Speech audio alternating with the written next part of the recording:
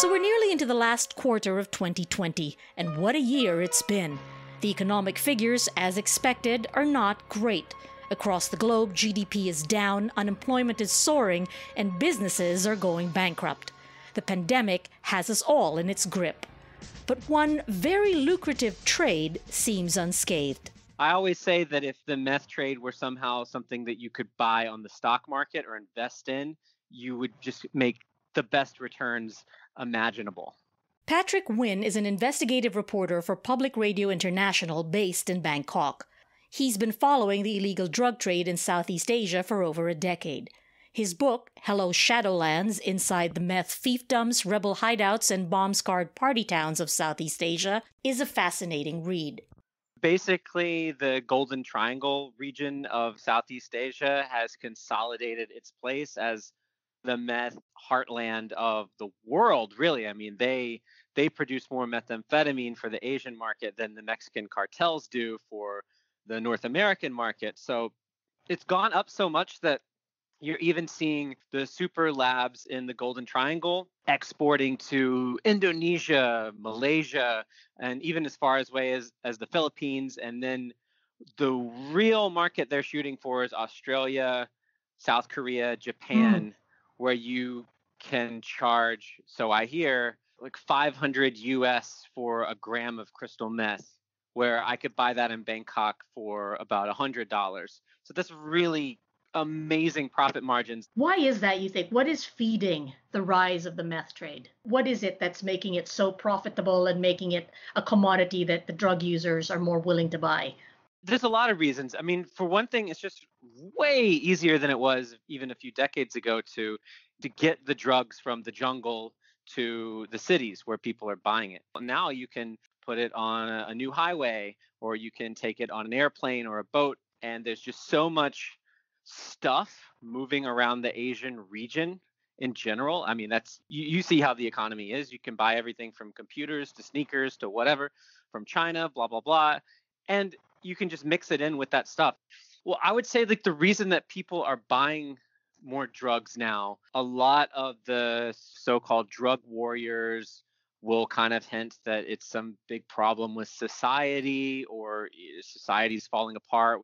I wouldn't listen to any of that. It just has to do with, there's been this great shift, of course, where people have moved from the farms to the cities, and they just have more money. So some of that money is going to be spent on drugs because people like to get high. So you mean aside from the production, is the highest rate of consumption for a drug like meth also in Southeast Asia?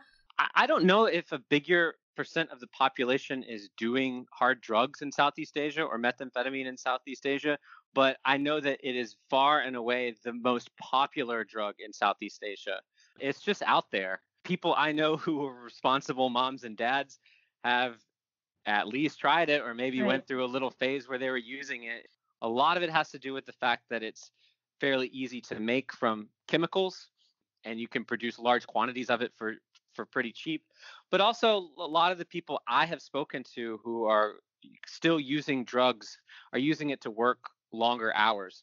If you have a job where you're doing really repetitive labor over and over, like, stitching tennis shoes in a factory, or even fishing or shrimp farming, or driving a truck, that's a classic example.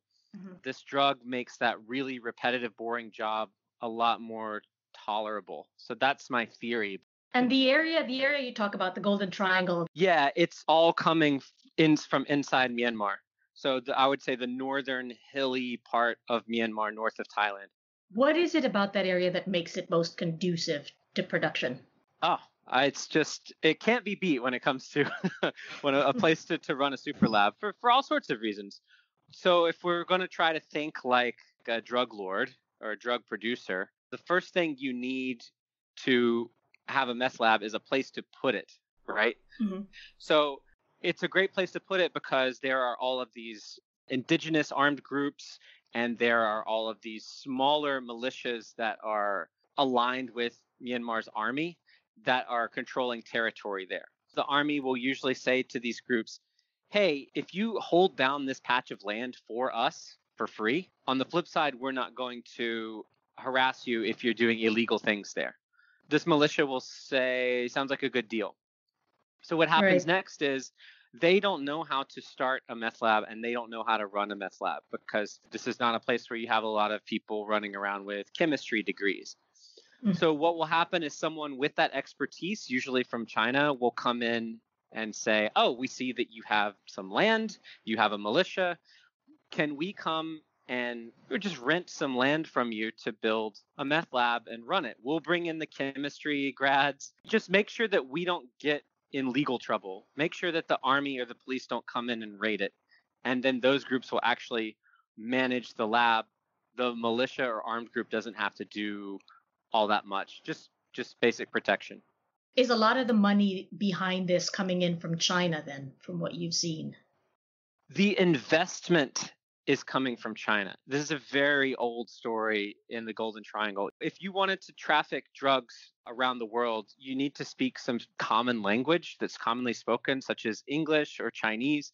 In this part of the world, it ends up being Chinese. And you also want to have a network of other peoples, traffickers, buyers that are around the region. And Chinese have that diaspora to plug into. So imagine you're an ethnic group in Myanmar that there isn't a diaspora, or you speak a language that's not commonly spoken, like Lahu or Aka, or probably these languages most of your listeners have never heard of. How are you going to hook up with a network that can get drugs all the way to Australia or the Philippines? Like, who are you going to talk to? There's not a huge Lahu community or an Aka community all over the world. So for these reasons, they can't really grow beyond their homeland, their indigenous territory. And Chinese organized crime groups, this is not affiliated with the Chinese government or anything, but they happen to be Chinese, often Cantonese speaking, do have all of that working in their favor. They really have the network all over, not just Asia, but all over the world. So they are going to be the chemists. They are going to be the traffickers. And they are the ones that make all the money, to be honest. The local groups end up becoming sort of vassals to the Chinese syndicates then, in a sense, don't they? Yeah, I would say so. As profiteers go, they're at least in the middle. And then, of course, the lowest level of profiteer in this whole pyramid ends up being the person who actually sells it to you on the street. Any street dealer that tells you they're like living a life of luxury, I wouldn't believe them. If they're like a domestic trafficker, yeah, they're doing pretty good. If they're an international trafficker, they're doing great.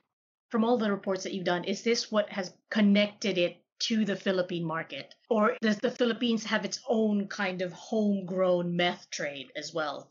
In the southern Philippines, it has the very same issues that you pointed out as that area of Myanmar, which is indigenous groups that are armed, militias that may or may not be working or aligned with the army, the same kind of problems. Yeah, last I checked, well, I'll just say this, in the last 10 years or so, or even going 10 years back, you were seeing pretty large meth labs in the Philippines. Some actually like on Luzon, like not even that far from the big population centers. And then some was coming in from China because 15 years ago, there was still a lot of methamphetamine actually coming out of China. The Chinese authorities, to their credit, went in and busted all of those up. And so they had to run somewhere. So some, I'm sure, ran to the Philippines. Most of them ran to the Golden Triangle area and to Myanmar.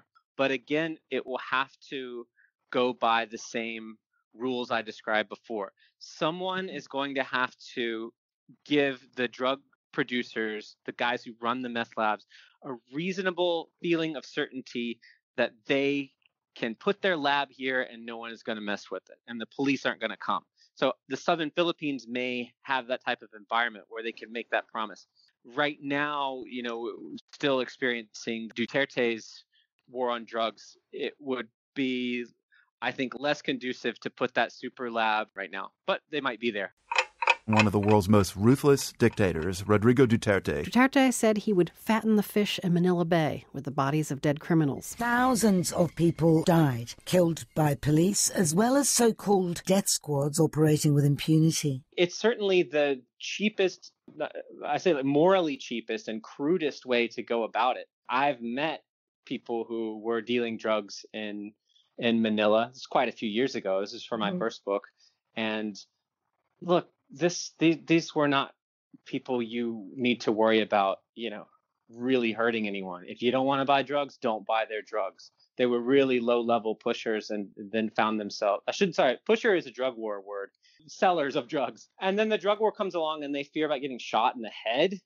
I think it would be immoral, but I would understand if someone thought, if we do this for a few years, it will eliminate the drug trade in our country forever, and it's a high enough price to pay. Okay, I can follow the logic of that, but when that doesn't work, it becomes mostly a political thing to satisfy people and create a feeling of control where there isn't one. So, how much money would you say this trade is worth? The UN says that the methamphetamine market in Asia is worth 60 billion. That's about as big as the entire economy of Myanmar. That's like a way bigger than the entire economy of Laos or Cambodia or some of the other smaller Southeast Asian countries. And all of that money isn't going into the bank accounts of drug syndicates. It's across the entire economy. So that number 60 billion is the money that's going to buy the chemicals, the money that's going to like the wholesale prices when you move big kilos from, say, Burma to Australia, and it's going into the $150 people are paying for a gram of crystal meth on the street. So it's not pure profit in the hands of one conglomerate. You can buy a kilo of crystal meth in the Golden Triangle for $5,000 and then sell it for more than $100,000 in Australia. These are life-changing amounts of money. So you understand why people would be attracted to that. Has it been affected at all by this current pandemic? No, not really. They're doing fine. How is that possible then? Is there just no concern for safety, or is it that they're so isolated that something that might affect the rest of the world in terms of the way society intermingles doesn't affect where these narcotics are coming from, where these drugs are coming from? I had thought that maybe it would be difficult for the methamphetamine super labs in Myanmar to get the chemicals that they need, because some of the border crossings from China into Myanmar were closed or half closed or in uncertain states. So either they have such a crazy big stockpile of these chemicals already that it didn't matter. They just could keep producing from their stockpile. Maybe that's the case. Or they found other ways to get it across those borders. But all you have to do is look at the price. I mean, if they're having trouble getting their chemicals across, one thing will lead to another, to another, to another, and then the price of crystal meth on the streets of Bangkok will go up. And it's not going up, it's going down. I mean, it was going down before the pandemic, and it has not shot back up. And so it's never been cheaper to buy super high quality, high purity crystal meth in the whole region, and COVID-19 has not changed that at all. Wow. So these chemicals have to come in from elsewhere to where the meth labs might be, and then they're put together there and then exported? Or is there anything that has to be provided by the local group as well, other than a location? And it's mostly the location. So some of these groups, if they're entrepreneurial, may take on extra roles. They may be interested in acquiring some of the chemicals. They may take part in some of the trafficking, like maybe they'll get it from their area to the border and then hand it over. But by and large, it's the real, usually China-based syndicates that are doing all of that. China has one of the biggest chemical production industries in the world. So everyone listening to this has probably ingested some chemicals from China at some point, maybe because you had a cold, maybe it was vitamins, whatever. Or you've used cleaning products from China. You used everything from China. So you can take chemicals that are legal but regulated and tweak them to make methamphetamine. The easiest way to do it is to get barrels of this chemical called pseudoephedrine, and this is something that is in Sudafed and cold medicine. You can fairly easily, if you're a good chemist, turn that into methamphetamine with a few other chemicals. That's starting to get more regulated. So then you will have to use different chemicals to get to the same end state. And Right. as these governments keep regulating more and more different types of chemicals, it gets more annoying. You have to use this chemical to make this chemical to make this chemical, stir it all together. Okay, now we've got our meth, whereas it used to be easier. But some of the chemicals that are used to make methamphetamine are the same chemicals that you could use to make ketchup or bug spray. Some of it's pretty common stuff. Okay, the ketchup and the bug spray, that I did not know about. Well, all I mean is like it's a chemical Yes. that goes into so many things you couldn't even Right. begin to list them, and those happen to be a few of the Yeah. things, you know. Do you see any kind of solution to the problem that countries have with such illegal activities then? How do they stop something like this from flourishing when, as you said, you can see the attraction for people who might never be able to see that kind of money in a year or even in a lifetime?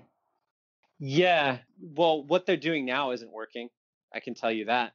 A lot of this comes back to the United States, which has had this global war on drugs for almost 50 years. And it just keeps preaching this doctrine that if you keep locking people up and throwing them in cages, people who are drug users, then eventually I guess people will become so scared or put off by drugs that the suppliers won't bother making it anymore. Has that worked? I mean, the Philippines has seen the most turbocharged, hyper-driven form of the war on drugs in this region, if not the world. And as I understand it, the price of shabu or crystal meth in the Philippines hasn't changed radically. And I do know you can at least still get it. So if that's like the worst thing you can do, in my opinion, is just start shooting regular drug users and low-level pushers. And if that won't work, then I think we have to realize that nothing will work. So they can keep seizing drugs all they want. That's not going to stop. Or they can try to make peace with the fact that people like using these drugs and see if they can build up some government services to help them get off them if they so choose. And let's say, you catch someone with a small amount of drugs. I think every country has to decide moving forward, do we want to throw them in a cage with robbers and other criminals? Were they really out to hurt society, or were they out to get high and maybe feel like crap for a few days? If that person who is on drugs does something extraordinarily violent, like kill someone, or let's say they even just steal something, there are already laws in place where you can send them to jail for that. So you don't need new laws in that respect. But just being in possession of these drugs, what do we want to do with them? I don't know. What we're doing now isn't working. Yeah. Do you treat them like criminals or people in need of help? That's what they're doing in Portugal, isn't it? Treating it as a health problem. Yeah, and I'll say something that is even more controversial, Marga. I would argue there is a whole other class of people out there, and these people are using drugs and they don't need to go to rehab. They are otherwise functioning in a healthy way. They are raising their kids just fine. If they don't have kids, they're not really harming anyone. They're doing drugs, they're getting high. It's not great for their productivity. It's not great for their health. It's a risky thing to do, but they're not hurting anyone, and you don't need to waste any government money on sending them to a rehab. It's just a waste of time. So that's where I start to sound a little more controversial.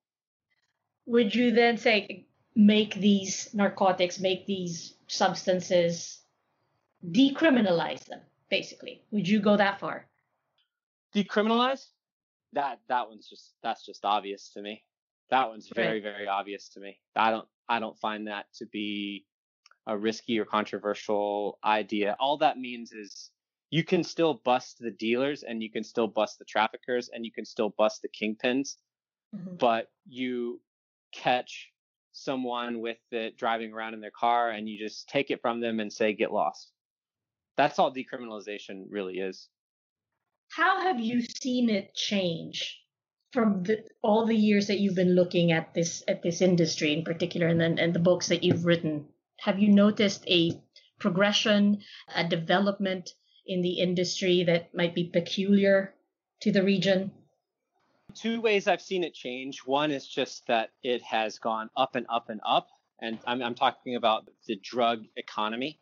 And that is going to continue tracking upwards as long as the overall economies of Southeast Asia go up. There's a level of growth in Southeast Asia that becomes kind of background noise if you live here. But you forget that, like, no, these countries are growing really fast and urbanizing really fast. So as long as that happens, the drug trade will keep going up. Like I said, if you could invest in it, you would make a ton of money over like a 10-year investment. It would be more of a sure thing than real estate or anything else you can come up with. The other big development is just that as China has really pushed the methamphetamine trade out of their country, or the production out of their country, it has really solidified right there in the Golden Triangle. So the old way of approaching that is the global war on drugs way, and that's America coming in, guns blazing, and trying to like decapitate the heads of these drug producing groups or these armed groups that give shelter to drug producers. One thing you may notice, Marga, on the US-Mexico border, you hear all of these stories of incredible, bizarre violence, right? Like beheadings and things like that. Yeah. I've often wondered, why don't we see that here in Southeast Asia? One reason you don't see it is because the trade is headquartered in the Golden Triangle, and the US does not have the power to breathe down Myanmar's neck to go after these guys. So in effect, there's more stability, and you don't have people coming in, wiping out the head of some cartel, and then all the other smaller fish chewing each other up to get that share of the trade. When you go in and knock people out and knock cartels out, you get violence. When you It's not a popular thing to say, but when you leave them alone, they kind of settle into their groove and do their thing. So hopefully, as the drug trade grows in value and the economy grows here in Southeast Asia, it doesn't take on some of the nastier features of the drug wars in North America. And I think that will continue to happen as long as the United States doesn't have as much influence as it does in Mexico. The country that would have that kind of sway in this part of the world would be China, but the Chinese government doesn't seem to have that interest in trying to put a stop to this trade. Is it because it doesn't necessarily affect China directly? It's a bit of a complicated answer, but some of the drug producers that are in Myanmar are aligned with China. These are mainly the indigenous armed groups. China has a bigger game it's playing. And by supporting these indigenous armed groups, it can influence Burma, basically saying, you guys better do what we want because we have a lot of dudes with guns who are loyal to us in the mountains. And so let's play nice, shall we?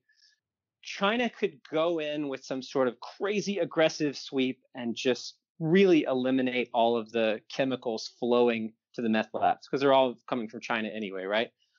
But in doing so, they would dry up the revenue for certain groups that they are benefiting from.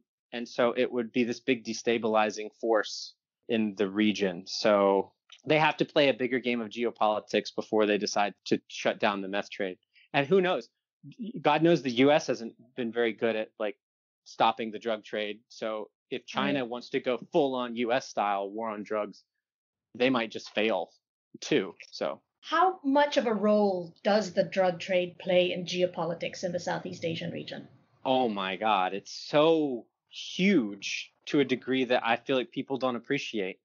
It's considered this kind of fringe, odd subject that, should pop up in the news every now and then. Meanwhile, like I said, the drug economy is just meth alone is $60 billion.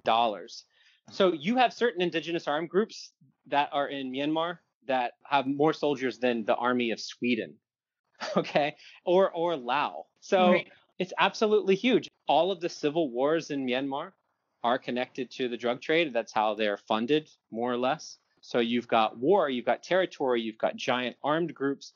And then, this is more economic than geopolitical, but that money has to go somewhere. And it's parked in banks around the regions, probably parked in banks in the Western countries too. And it goes into buying real estate. It goes into buying, these giant conglomerates. All of the major heads of drug syndicates who have been around since the 80s, Most of those guys have diversified, and they're in construction, real estate, and other things like that. It creates billionaires and tycoons who then can go on and influence politics, and the game just keeps going and going.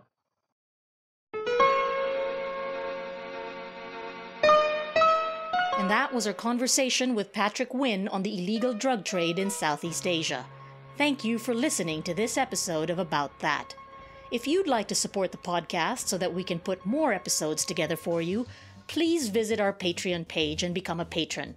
www.patreon.com/aboutthatthepodcast. Other details are in our show notes.